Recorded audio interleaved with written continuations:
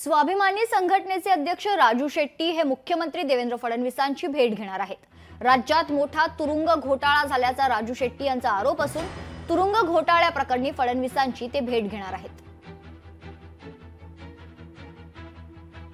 सुपेकरांना धाडस त्याच वेळी निर्माण झालं जेव्हा 2012 साली अशोक सादरे प्रकरणामधून ते सही सलामत बाहेर पडले। स्थानिक नेत्यांना हाताशी धरून ते प्रकरण दाबलं गेलं, केस फाईल केली गेली। या सगळ्यांचे कारनामे जर करायचे असतील तर यांनी सेवा काळामध्ये काय काय उद्योग केले याची सविस्तर चर्चा होणं गरजेचं आहे। विशेषतः मी मुख्यमंत्र्यांना उद्याच भेटायची वेळ मागितलेली आहे आणि त्यांना मी हेच सांगणार आहे की अशोक सादरे प्रकरण पुन्हा रिओपन करा आणि सगळं सत्य बाहेर आल्याशिवाय राहणार नाही।